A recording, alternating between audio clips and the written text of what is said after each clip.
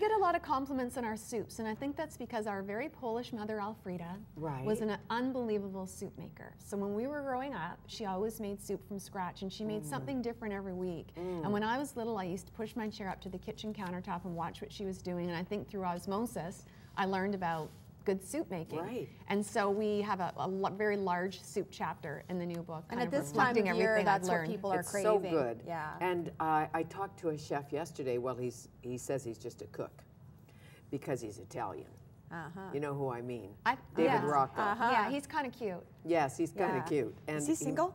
No. Oh. He's got twin girls. Oh, twin girls and a new baby, Dante.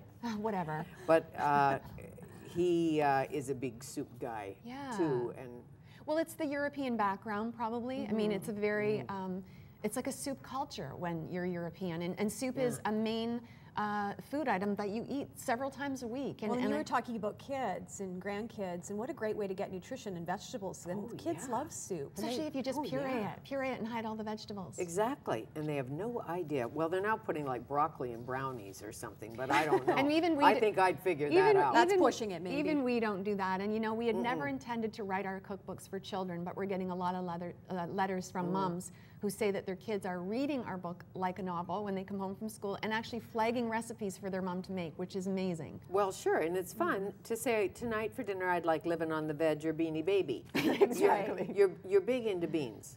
Big into beans, like fiber, and protein. Right. Like I said, you'll notice a lot more of that in this book.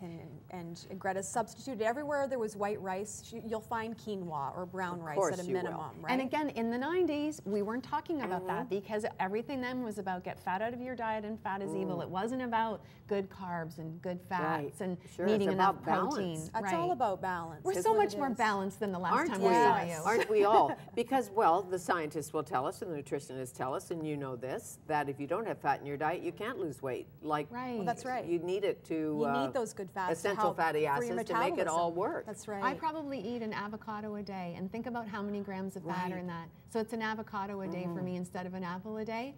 And I don't even think about the fat that's in it, that it's going to help or make me gain weight. And you trend it up a bit? Do you add a little salsa or anything? You just spread it on the toast? Sometimes I literally cut the avocado in half and eat it with a spoon right out of it. I just love it that much, but I also love to make homemade guacamole. And you know, kids, if they start out with avocado on toast, that's what they'll be used to. They love it, yeah. Same a little with hummus. avocado, a little lemon. Hummus is another one that I love, that'd be and if good. you get kids into it, Greta makes an amazing egg salad sandwich with hummus instead of mayonnaise. Instead of mayonnaise, because mayonnaise doesn't really have a whole lot of health properties, right? But if you probably not. If you mix your mashed eggs with hummus, and you can use roasted red pepper hummus or lemon dill hummus is really good, and mix it with the egg, a little bit of salt and pepper, it's a great sandwich filling, and also really good to stuff and make deviled eggs with.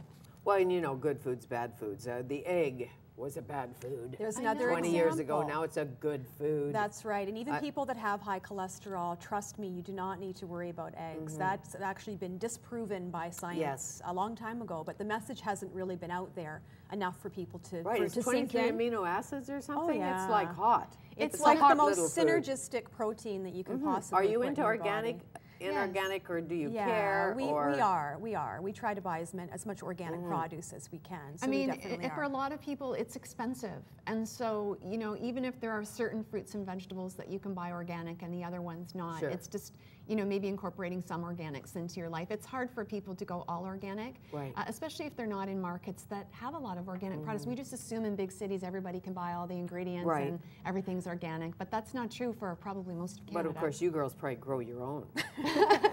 No, we don't really Not have, in the city? We don't really have green thumbs.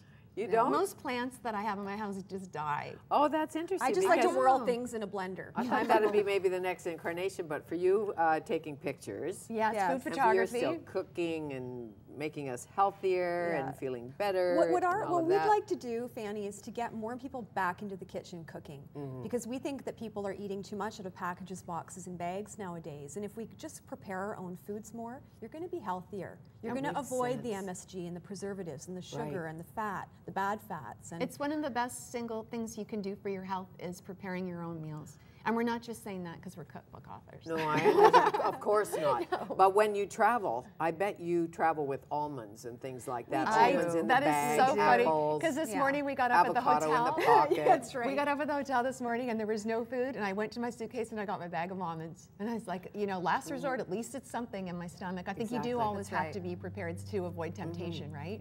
Well, I look forward to the Fanny, what about this? We didn't talk about the cheesecake. Mary cherry cheesecake. This would be great for upcoming holiday entertaining if you're looking for a really light dessert. It's lemony cheesecake squares, and I put the cherry and the blueberry on top, but you could certainly put any type of fruit or filling on top, and it's foolproof. You don't have to bake it. It's not one of those complicated cheesecakes.